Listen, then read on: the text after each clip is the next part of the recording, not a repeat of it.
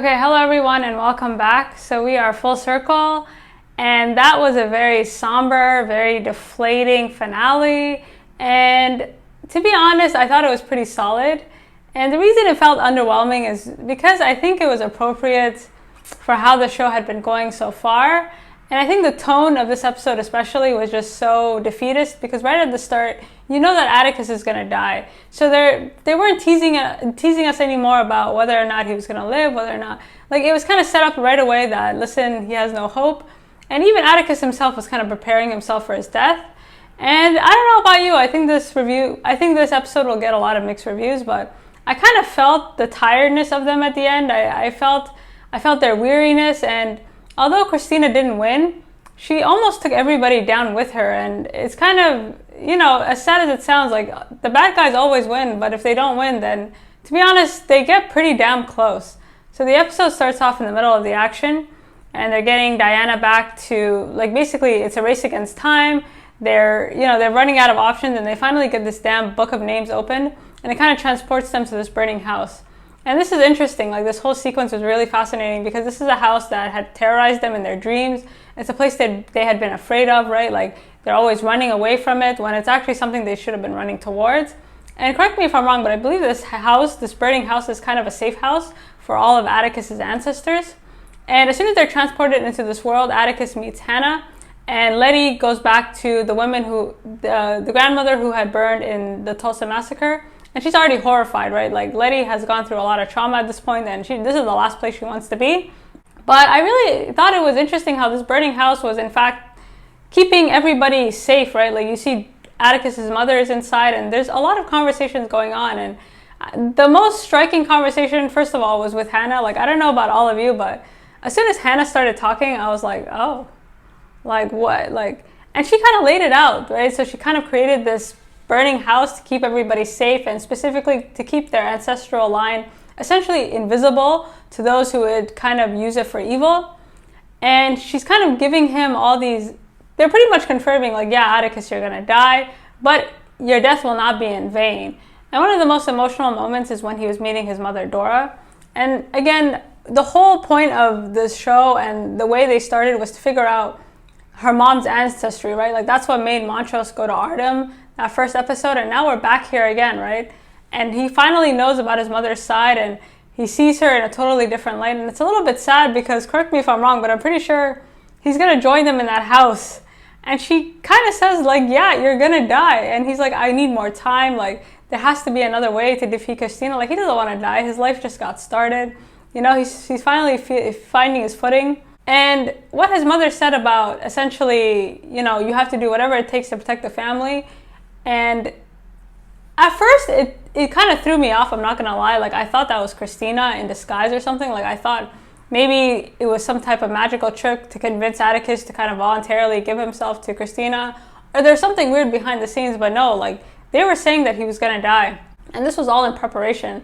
And that's why, as soon as they got transported into this house, they had kind of these separate journeys, because Atticus talks to Hannah and his mother, basically preparing him for his death, whereas Letty is talking to this other woman who is basically telling her, like, he has his own journey, right? Like, his ass is gonna die, and you need to be prepared, right? Like, you cannot use this book out of fear, because it seems like Hannah had kind of closed the book, or kind of used magic to permanently close this book out of fear, or out of some type of whatever was motivating her. Letty could not be motivated by the same thing. So they're kind of having two different tutorials on how to move on, or I guess one of them is going to move on. And this was really sad, right? So at this point, Letty is coming to terms with Atticus's death, and they finally get the spell going, and they save Diana. Sadly, Diana is kind of left with this bum arm. And a side note on Diana, I guess she is that Afro-futuristic woman that we had seen in episode 7, I believe, of I Am. So they get Diana back, but there's a lot of things to note here, specifically the fact that, if you notice, Montrose is on edge this whole time, right? Like, as soon as they passed out and went to this house, he ran right next to Atticus, right? He didn't even care about Letty. He was like, Atticus, wake up, like, please wake up, because he knows his son is going to die, but he doesn't know what to do about it. And they kind of wake up, and they have this family meeting, essentially discussing their possible options. And I thought it was really interesting how Atticus was kind of trying to convince his dad, or trying to convince Montrose, like, hey, there's other possible universes or alternatives And Letty's sitting there looking at him like, no, there isn't. And you can see Montrose's desperation. He's like, why do we have to go to this thing? Like, why? Is there any other thing we can do? Like, he's the only one you can see that's kind of visibly like wondering what it is we're doing here, because at this point, Letty, especially after having met the ancestors, like, she's done. She's totally done. Like, she has accepted that Atticus is going to die. And that's why this episode felt so dreary and so disheartening, right? Like, it was very disheartening. I wouldn't say I was underwhelmed. I would say I was disheartened because they had such a fighting spirit and it seemed like they had completely burned out. And they had nothing left to give, and Montrose was really frustrated by that. So at this point, they have two options, it seems like. The first option is to, I guess, get a piece of everybody. So at this point, they are desperate. They need to kind of link all the ancestors together. So they need Atticus, they need Titus, and they need a piece of Christina to basically undo whatever Christina had done. And this is what the ancestors were for. And the second option is to take Christina's sort of alternative, but that's something I'll talk about later.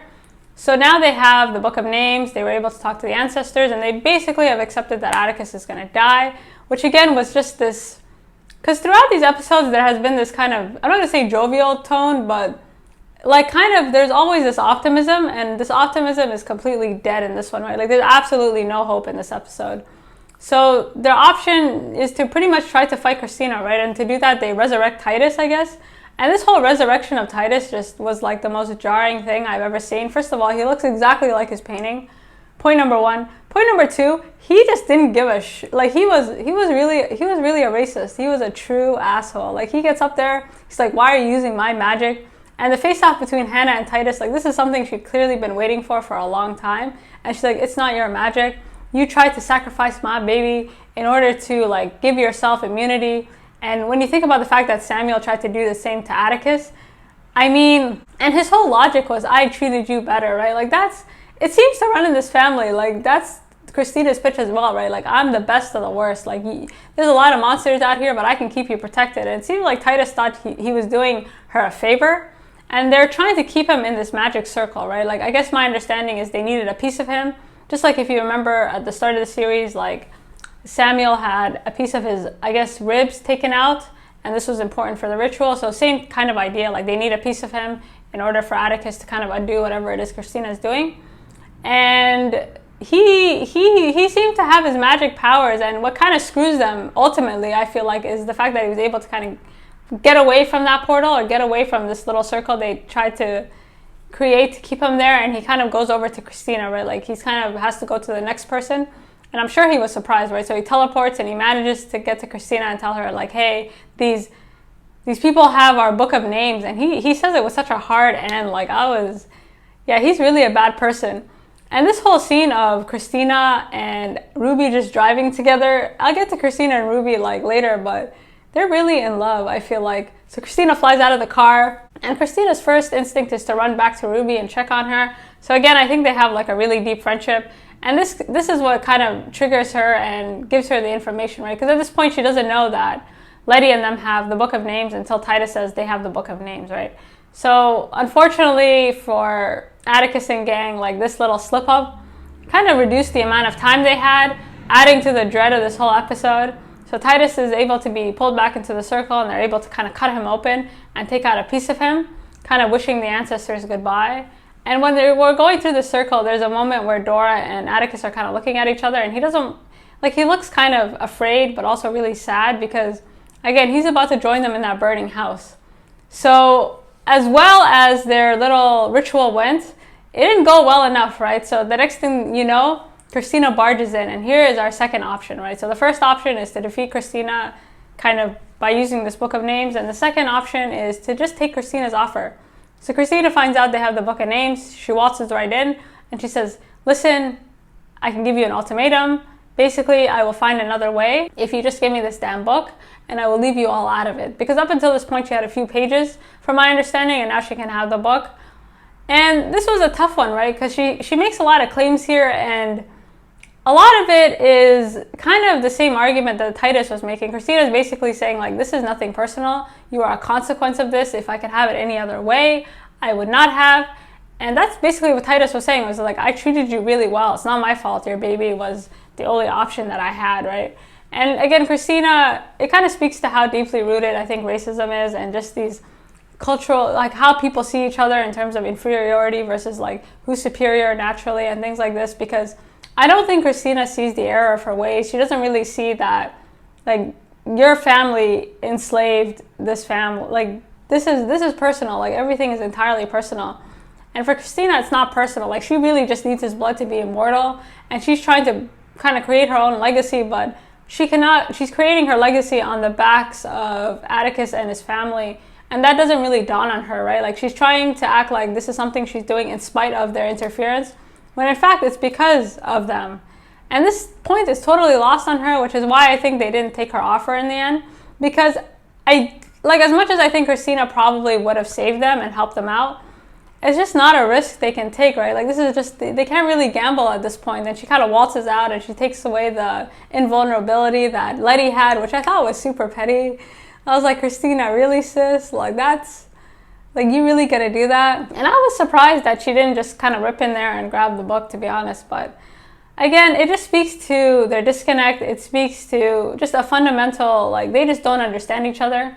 And by banishing Christina away, they have no choice, right? Like at this point, they have to defeat Christina, and they're running out of time. I mean, they are quite literally running out of time. And Atticus's desperation is evident throughout the series. Like he is totally deflated. Even the way he said no to Christina, I was just like, no, like we're not gonna do this. And he's tired, he's over it, he doesn't want to die, he's afraid himself. And before they go to Artem and before they kind of kick off this thing, you can see him putting his life in order, right? Like he puts everything together. And particularly, right, you see him kind of get baptized. And I really like the scene of him getting baptized. And it's interesting watching him because all these visions that Ji-Ha had are like slowly coming true. And this conversation he has while he's being baptized about God and how he's saying, I wish I could believe that. Like, I wish I could feel like, you know, all this inside us. And there's this whole conversation about faith and chasing faith and how all along it was inside you and all along this and that. And this is really interesting because I wish they'd kind of clued into this before, because I think Macho said it in the beginning, right? Like you're playing a game you can't win or you can't survive.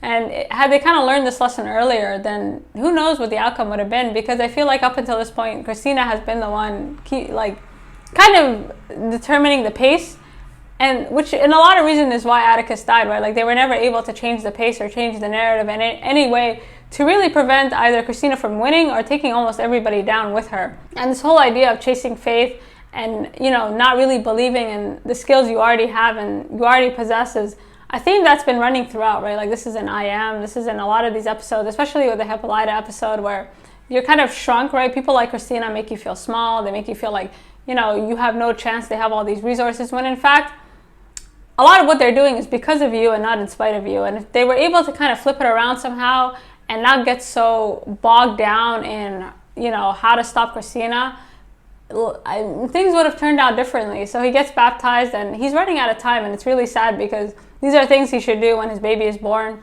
So he kind of sets that aside and he kind of gets his faith back. And everything about Atticus in this episode is so like, you know, he's kind of putting his ducks in a row. And again, he's so deflated, right? And so he does that and he's like, okay, I might as well apologize to Ji-Ha while I'm at it. And this was so jarring, right? He's just like, okay, what else didn't I do? And this apology, to be honest, I do think it was sincere. I think it was coming from like a deathbed kind of place. Like you could tell like he was dying and he was just kind of apologizing to apologize. He really meant it. Like he seemed sincere, you know. And in his defense, there's no way he could have known that Ji-Ha would be so intricate or so important in the final scene. I think he just kind of did it to ease his soul and to kind of rid a lot of the guilt that he's been feeling, especially about what happened in Korea, especially the way he talked to her, right? Like, get out of my house, we're done. I mean, and we learned a lot, right? So he's talking to Ji-Ha, and apparently Ji-Ha had come to terms with her mother. She had serious mother issues, and I guess it's to be understood that her mother finally accepted her as a daughter, and they kind of were able to reconcile their relationship a little bit. And Ji-Ha doesn't know why she's here, right? Like she's here because she loves him, but he doesn't love her. And people change and people grow, but their destinies are definitely intertwined. He didn't know. Like I feel like he genuinely kind of asked her, just like, hey, like you're alone. He felt bad. You know, like, granted, like, it was a little F-boyish, but what can you do? Like, and his whole vibe, I'm telling you, it just, like, he was gonna die. Like, he knew he was gonna die. So he invites Ji-Ha back to the house, and he has all his loved ones there. And my favorite scene is just before they go to Artem, where he's kind of looking out at his family and he's looking out at everybody, and they're all working together and they're all in the shop. And you have to remember where they started to where they ended up. I mean, this is in stark contrast, and this whole theme of family has been running throughout. So in the first episode, Montrose basically gets himself in trouble. Turns out he didn't even want anybody's help. Atticus was going to go by himself, but then he went with George, and then Letty kind of forced herself on the trip.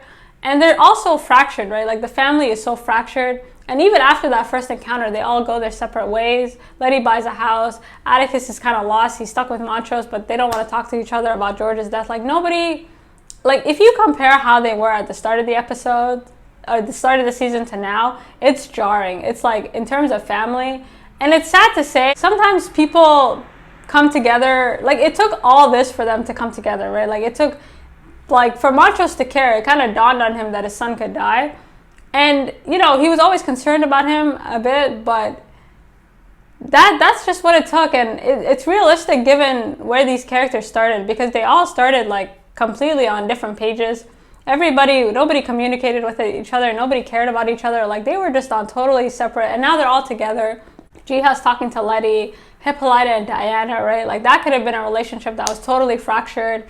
What Hippolyta, Diana kind of told her what's up, and to be honest, Diana's the only person that seems to get it. Like, she was just like, why are you doing this? Like, I don't care where you went. You left me here with these crazy people to chase magic and all these things. And Diana, as soon as she spit on Officer Lancaster, like, she knew this was bullshit, right? Like, she knew, like, this is what they should have done from day one, right? Like, they should have had Diana's attitude. You never should have played this game. It was always a losing game, and it's designed for you to lose or to lose everything, right? Like, even if you don't lose, you're gonna come out barely alive. And Diana is the only person that seems to get it, right? Like, she didn't even try to accommodate Lancaster. She didn't even try. And she's kind of watching her mom and all these people accommodating Christina and these things. And I think she's just kind of like, what the hell are you doing? And I think one of my favorite parts was when Hippolyta kind of slipped that comic underneath the door. And I believe that comic was Diana's comic. Like, I'm to assume it's Diana in the future who drew that comic. But correct me if I'm wrong. So, I think there's an interesting conversation here about time. And that's the thing about this whole show. Like, the time period is really kind of scattered, but sometimes we get stuck in these moments, and sometimes we get stuck in these kind of... But I guess the idea of this season finale is this too shall pass, right? Like, that's kind of the vibe we're taking. Like, this too shall pass. And especially the last half of the series, like, there's been all this emphasis on saving people, and, we have to save ourselves, and, like, we have to make sure we get out of this alive. But there was no foresight, right? Like, nobody was kind of seeing the bigger picture. And unfortunately, it took Atticus to die for them to kind of see the bigger picture, which was extreme, but to be honest, understandable given the pace of how the show was going. So, yeah, what Hippolyta said about time is interesting. She's like, listen, you're mad at me now, but this will make you stronger, and this will make you, more resilient. It depends on how you react to things. So, you can have mixed feelings, but when you consider really how far apart they were and how disinterested and how just completely it was separate episodes. Like, each person could have had its own episode, and they seemed like totally disinterested in each other. So, like, watching them in that room, watching Montrose kind of put the green book. Again, Montrose is the only one who's really sad. Like, he's visibly like, kind of like, why are we going to Artem? Like, what the f is this? Like, he's the only one who wants to try to do something to change it. And this is the hardest we've seen Montrose work for anyone but himself. So this was always good. And they get in the car and they're on their way, but not before we see Ruby. Ruby's storyline, sigh, right? So Ruby shows up before their trip to Artem, and the whole idea is, again, they need a piece of Christina, right? So they kind of blew Christina off, and at this point they're desperate. They have a piece of Titus, and the only thing they're missing is a piece of Christina, right? Whether it be her hair or her blood. And in an act of desperation, Letty goes to her mother's gravesite and basically begs Ruby to get them what they need, right? And in this conversation they talk about family, right? They talk about, like, what it means to be a family, and Letty's sort of conclusion is that it's acceptance, right? Like, just because you're someone's mom or dad, that doesn't make you a family. It's acceptance. It's about kind of realizing that, kind of being there for people until death do you part, essentially. And a family, yes, is something you can be born with if you're lucky, but it's also something that you can kind of build and pick and choose and kind of work on, which is why I really like their trip before Artem when they're kind of looking at everybody, because again, they were so fractured at the beginning and now they're so, together. And this is someone like Letty, who is kind of a rolling stone, right? Like, she didn't attend her mom's funeral because she was in jail. This is the last person that has any concept of family. And Ruby's kind of looking at her, and understandably so, right? Like, Ruby's concept of family hasn't changed. Like, Ruby's someone who's been there for everyone, but nobody has been there for her. So for Letty to kind of say that was a bit of a slap in the face, right? She's like, excuse me. And I do understand Ruby's loyalty to Christina, because I do feel like they both have that in common. Like, if they're kind of ride or dies to whoever it is they're around. And I think what changed Ruby's mind ultimately is that I have to assume, like, there's a lot of assumptions being made, that Letty told Ruby everything about everything. Like, that's the only way. Like, she came clean. Because at this point, they've been doing this whole, like, oh, I'm doing this for your best interest, and I'm doing this and that. But it was never for anybody's best interest but their own. So I think Letty told Ruby everything, and she kind of fully came clean. And this is what convinced Ruby to kind of backstab Christina. And here's the thing. I was hoping that Ruby had a plan, but I'm happy that Ruby was able to change her mind, and I'm happy that Ruby could see that Letty was sincere. But the way she did it, again, so she goes back to Christina, and this whole scene is suspect from beginning to end. And say whatever you want about Christina, but she is on high alert. These are the last few moments of everything she'd been working for her whole life, and Ruby's still a red flag. What's that saying? Trust but verify. So she's looking at Ruby like, I love you, but I got my eyes open. And one of the most jarring scenes is when they're talking, and just before they kiss, you can see Ruby looking at this vial of blood, and she's looking kind of uncomfortable. And Christina just looks at the vial of blood and looks at her like, yeah. Christina just she picks up on vibes, and she's very she's on high alert. So it would have been cool if Ruby was able to do the job, or even if she wasn't able to do the job, just do kind of a better job, because in the flashback, we see that she just kind of opened up a fridge and she was kind of caught red-handed, essentially. And Christina doesn't kill her. She kind of puts her in a comatose state, but the way they kind of got rid of her was, before we get to Artem, I think the problem with this episode, if there is, was execution. And I say this because they've done such a good job with character development, and they did, the characters make up for the story. The storyline is a little bit weak, but the characters are fully fledged, right? At this point, they're all real people to us. I feel like they were fully developed in a very short time period. So I wish, instead of having these action sequences, or instead of having these weird musics play, they should have just had conversations throughout. I feel like this finale, it was so focused on being a finale that less would have been more. Moving forward, the show is strong in character development. We don't need all this stuff. You know what I mean? We're more interested in how they talk to each other and the conversations they have. And we didn't get a lot of conversations, right? We didn't get a lot of these personal moments that we were looking for, especially, Atticus is about to die. I would have loved to see him and Letty go on a date like they had with Ji-Ha. I would have liked to see Christina and Ruby, that kind of final moment in how she decided to kill her, and just kind of see if she had any remorse. They missed a lot of opportunities in terms of characters and just having people talk to each other, because that's what the show is good for, right? It's excellent in dialogue, and we watch for the characters. We don't even care about the magic storyline. We're more interested in what they have to say to each other and how they kind of see each other. And this was kind of lost in the finale, because it felt like they were trying to be a finale. But again, less would have been more. So anyways, Christina puts her in a comatose state, and she ends up kind of taking over her body. Or my understanding is the way that she's able to transform is she puts them in coma and then kind of uses their blood, takes a shot essentially, and is able to kind of transform into whoever it is she wants to transform into. So Ruby and William are now comatose, so they're still alive but barely breathing, I guess. And Ruby walks up, and there was something off about the way Ruby was walking up to Letty. I thought about it for a second, and I'm like, nah, it's all good. And there was just something so rigid, she didn't have the swagger. But I don't know, that was just me. And so fake Ruby comes over to Letty, and she's like, I got the vial, and they have this family moment, and they go off to Artem. And I really like this. I like this scene in the car, right? Because it's so upbeat and it's so cheery. Like you have Ji-Ha, you have everybody that we've met, and they're all together. And again, you have to remember how fractured they were. Like anytime they take this car, it's separate. People are keeping secrets from each other, right? Like people are fighting over the car. Like nobody's ever together in harmony. So now they're all in the car and they're singing the song, and I really liked it. And if you watch, or if you rewatch like Montrose's face throughout, like he looks so sad, right? Like they're pretty much driving to sacrifice his son, and that's not something he wants to do. But, you know, fake Christina's in the back, like smiling, kind of enjoying the moment and this trip. And this trip is, like the drive there is really interesting because nothing gets in their way, right? Like the path is sort of clear and nobody stops them, probably because Christina's in the car, to be honest. But yeah, like it was like lighthearted, and then you remembered what was going to happen and you're like, oh my God. And Montrose, again, he couldn't even sing along. He tried, but he looked so defeated. So we get to Artem, and this is so gross. Like, I guess Atticus like ate Titus's rib and then took a shot of Christina's fake blood, or Ruby's blood. And then their plan, you know, their plan is commencing, right? Like they feel like they have all their ducks in a row.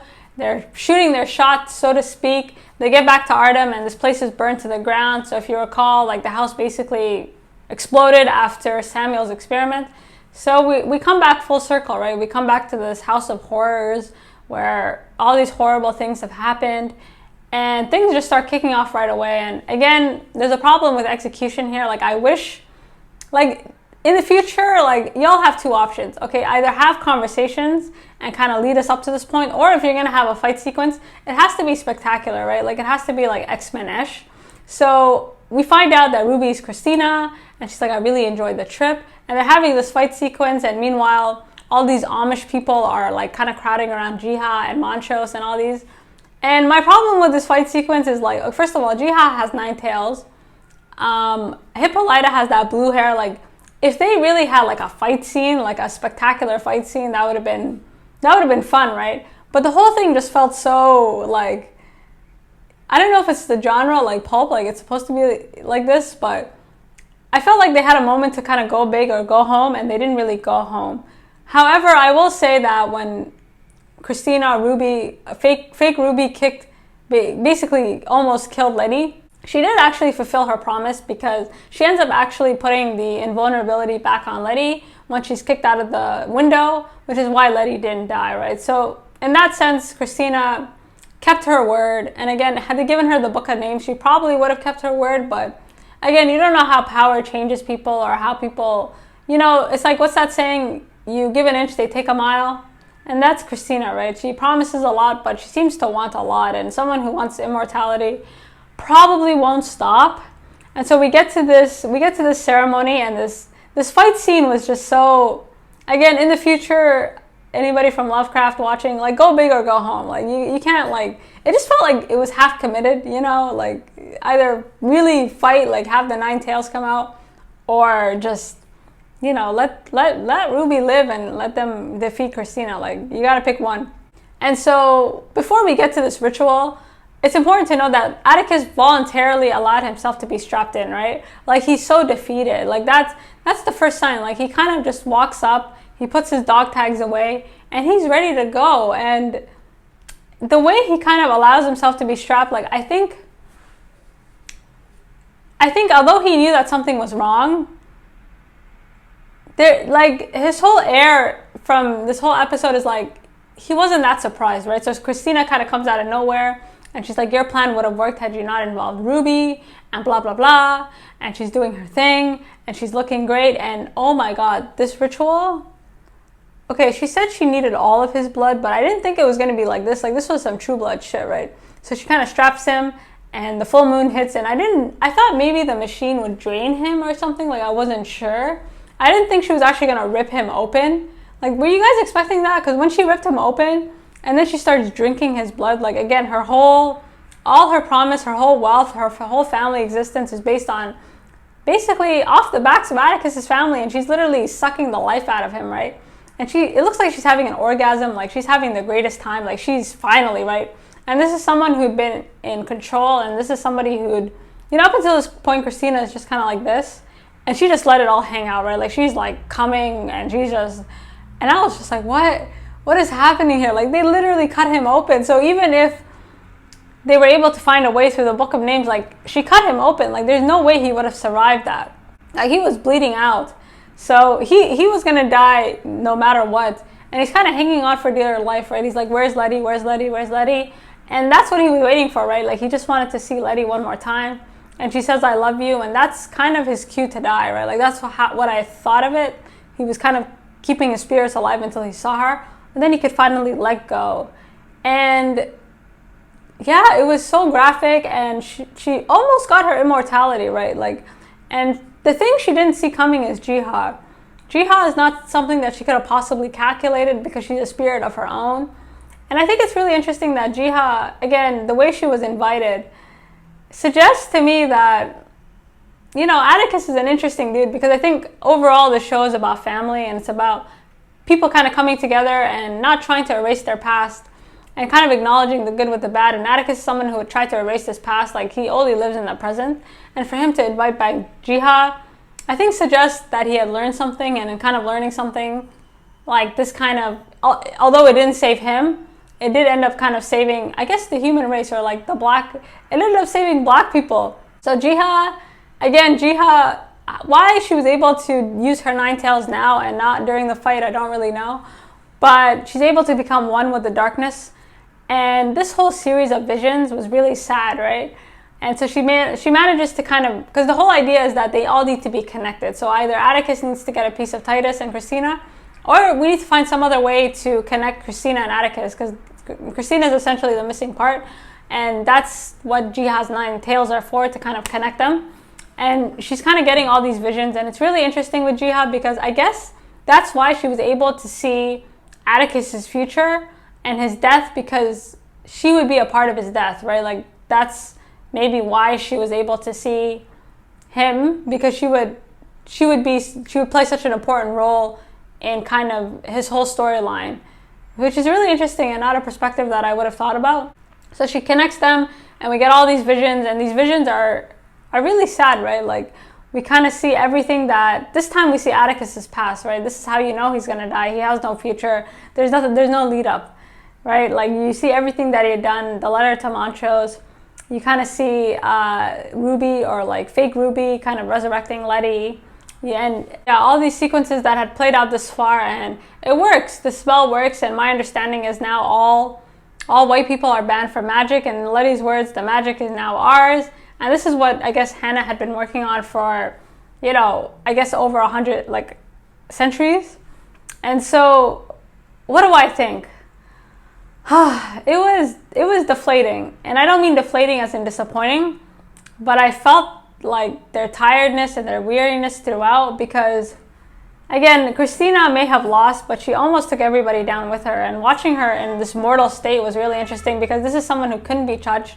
This is someone who had bragged extensively about, she kind of waltzes in and out of rooms. She goes in and out as she pleases, right? She doesn't really care, and now here she is, right? Like, stuck underneath rubble, and welcome to the human race, right? Like, you're not special anymore. And it was really sad, because you see Letty take his dog tags, and Montrose, I think the most heartbreaking part, thank God Montrose was asleep for most of it, because he kind of wakes up and he's trying to wake up his son. He's like, okay, it's over. And he'd already kind of had George in his arms, and now he has his son in his arms, and he's trying to wake him up. And I felt that, like, Montrose, for what I'm telling you, the actor who plays Montrose has really done a great job of empathize. Like, I really empathize with him in this moment, because Montrose knew he was gonna die. He was never convinced by this whole alternate storyline, and now here he is, right? Like, cut open. He's trying to wake him up, and Hippolyta hands him the letter, and I felt the grief, right? Like, I almost teared up, and I felt this episode, to be honest. Like, I know a lot of people will hate it, but I thought it was an appropriate ending, to be honest. Like, there's still a long way to go, and sadly, again, the bad guys, if they don't win, they get pretty damn close, unfortunately, and that's just the reality we live in. And it was really, like, you can sense the dread, and it seemed like all their horrors had kind of come to life, because they'd really tried to do this together, and they were kind of hoping for something, but you know, Atticus is dead, Ruby's in coma, like, it's like, what was the cost, right? Like, was it worth it? That's the question we have to ask ourselves. Was it worth it?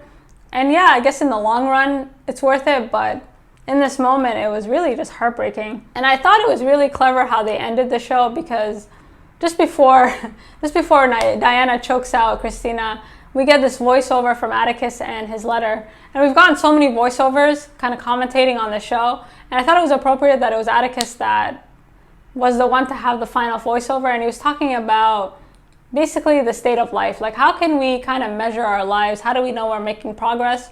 And the reality is, the only way we can kind of see ourselves, or the only way we can kind of remain present, is there's only the comparison of one state to another, and that's it, right? Like, that's, are you better today than you were yesterday? If so, like, you know, you have to kind of take things day to day and kind of take things as they come. And he quotes a line from Monte Cristo, basically saying, you have to, only by being in kind of the deepest sort of sadness can you understand like supreme happiness. And this book is significant because he'd tried so long, for like years and years, to get close to his father and try to understand him, but he couldn't voice it, right? Like, in that scene with Ji-Ha, if you remember that episode, he's talking to her and he's like, this is my father's favorite book, and I don't know if he liked it because of this and this. And he theorized for so long about why his father liked what he liked, and because he was too afraid to ask, they had no communication. And in kind of penning this letter, he's kind of saying like, listen, in my death, you'll be a stronger person, and now you can become the man you want, right? Like, now you can kind of really kind of step up and be this person. And that letter was heartbreaking, right? Especially the bit that said the comparison of one state to another, right? And this hit me because despite Atticus's death, to be honest, when I look at how fractured their family was from the beginning to the end, there's a big difference. And sadly, like, yeah, they will be stronger than ever. And it took a lot for them to get to this point. And I felt, you know, it was really just a dreary ending, but it spoke to not only the fact that they'll be closer than ever, maybe as a family, but also just how they got there, right? Like, the more they kind of were able to accept their history and accept their present and kind of stop trying to erase things and really kind of come together, the easier, the better, the more harmonious they were, right? So this whole kind of comparing one condition to another just really speaks to, again, like, you have to take things day to day, but that doesn't mean, you know, that doesn't mean like everything bad that happens is necessarily, you know, like, there's good and bad in everything, and that's all you can do, right? Like, literally take the good with the bad.